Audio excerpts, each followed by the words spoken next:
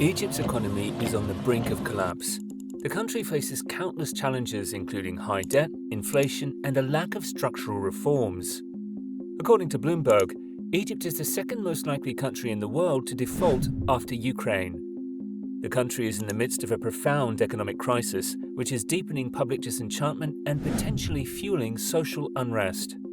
And the war in Ukraine has exacerbated this situation, exposing Egypt's long-standing dependence on fuel and food imports. So, what is the issue with the Egyptian economy? And what factors are leading the country to such a nightmare? Stay tuned until the end of the video to find out. Please subscribe to the channel for more interesting videos. Egypt is currently grappling with a severe economic crisis that poses a significant threat to its internal affairs, economic stability, and international strategies. This crisis has been gradually intensifying throughout 2022 and gained momentum as 2023 commenced. The Egyptian pound's value began plummeting on January 4th, hitting a record low of 32 Egyptian pounds against the US dollar by January 11th, compared to a stable rate of about 15 pounds to the dollar until March 2022. This substantial devaluation marks the third such depreciation within the past year, causing worry among foreign investors who anticipate further devaluations. This devaluation has triggered a sharp surge in inflation, reaching 31.9% in February when compared year-on-year, a stark increase from January's 25.8%. Notably, food prices have skyrocketed with a staggering 61.8% year-on-year increase. These economic developments have taken a toll on the Egyptian people, forcing many middle and working-class Egyptians to juggle multiple jobs in an effort to make ends meet. The current crisis has a history that spans several years. Under President Sisi's leadership since 2013, Egypt's economic model focused on state-funded infrastructure projects led by military-owned companies. While this approach bolstered the military support and triggered modest economic growth, it failed to decrease unemployment and worsen poverty and external imbalances. And then, the escalation of a major economic crisis was significantly sped up by the Ukraine conflict in February 2022. Russia's invasion led to an increase in commodity prices, particularly impacting Egypt's substantial import expenses and highlighting the country's heavy reliance on foreign purchases of fuel. Consequently, Egypt's foreign reserves began to decrease rapidly. Due to exchange rate devaluations and the mounting costs of servicing debt, Cairo now faces considerable challenges in meeting its financial obligations. As investors withdraw and a structural current account deficit persists, the authorities found themselves compelled to allow the exchange rate to decrease. Consequently, the central bank raised interest rates to control the resulting inflation and restrict capital outflows. The combination of higher interest rates and a weaker currency value is poised to cause a significant surge in debt servicing expenses. In fact, the 2023-2024 budget projects that repayments will consume a substantial 56% of the total government spending. It's this burdensome debt load that has triggered alarm among Egypt observers. As the economic situation worsened in 2022, Cairo turned to the IMF for help. Initially, Egypt sought a $12 billion loan, but negotiations with the fund didn't reach an agreement. Instead, in December 2022, Egypt agreed to a less ambitious $3 billion package spread over 46 months, contingent upon fulfilling a comprehensive set of detailed requirements. Essentially, the IMF was asking Egypt to lower the value of its currency, which is a challenging request for Cairo due to its political implications.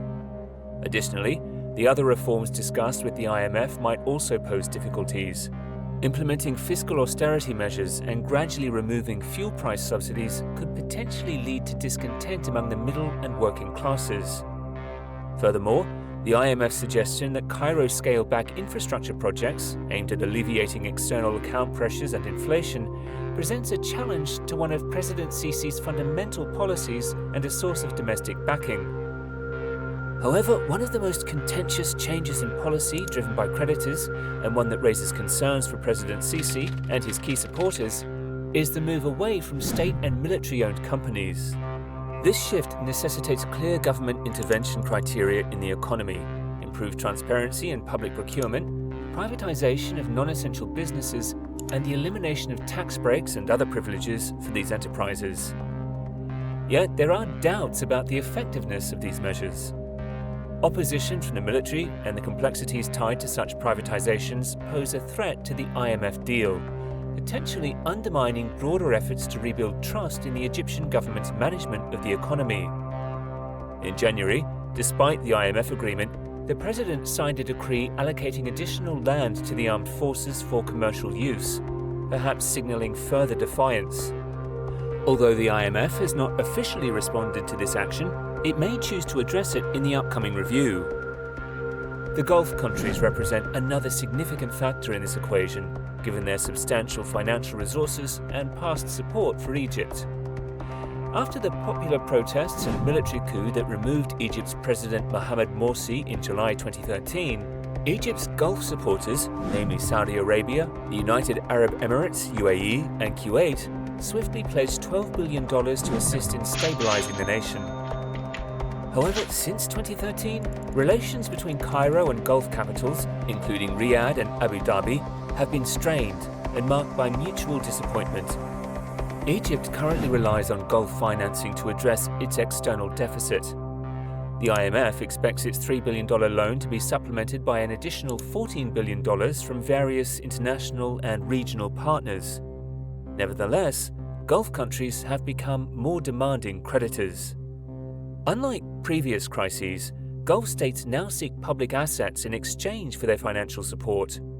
This new approach has led Gulf sovereign wealth funds to acquire minority stakes in Egyptian companies with an eye on potential profit. It has also generated tensions with Cairo concerning the valuation of these assets, as the Gulf prioritizes return on investment rather than solely focusing on how to best assist Egypt. With uncertainties lingering about the Gulf partners' readiness to cover Egypt's financial shortfalls, investment experts propose that Egypt explore alternative sources of funding. And this worsening economic situation played a role in the president's surprising choice to launch a national dialogue involving civil society and opposition groups. In April 2022, Sisi called for such a dialogue, stating that no political faction should be excluded. In response to the situation, Egyptian opposition cautiously embraced the initiative, outlining conditions for their participation, including equal representation of pro- and anti-government figures. They demanded the release of political detainees and an end to censorship and misuse of anti-terror laws. But the government's response to opposition demands has fallen short, with many political prisoners remaining incarcerated and ongoing repression of activists and journalists. The dialogue, initiated over a year after Sisi's announcement, has left activists skeptical of its success. Despite credible mediators, momentum has faded, and there's a perception that the government is uninterested in moving the initiative forward, potentially viewing it as risky, thus creating political instability, which is never good for the economy.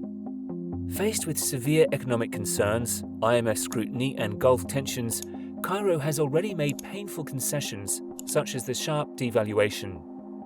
However, the extent to which it will uphold these commitments remains uncertain.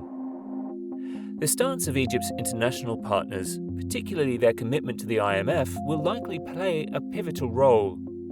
In this context, it's essential for Egypt's global allies to persistently advocate for the critical structural reforms needed to build long-term resilience. A top priority should be reducing the military's economic influence. Furthermore, the US and its European counterparts should contemplate linking some of their future support to progress on the somewhat dull national dialogue initiative between the government and the opposition. While comprehensive political liberalization may not be feasible in the short term, targeted reforms in criminal justice and electoral processes are attainable. A meaningful dialogue can inject momentum into these reforms, providing a step in the right direction. At the same time, Egypt's international partners should approach the situation with care, considering the possible short-term instability caused by fiscal austerity measures. Specifically, reforms related to subsidies and inflation could lead to social unrest. Therefore, they should be prepared to adjust and give some bailouts, which could significantly affect the people. That's it for today. And now we invite you to share your thoughts in the comments. Do subscribe to the channel if you like our content, and we will catch you in the next one. Bye.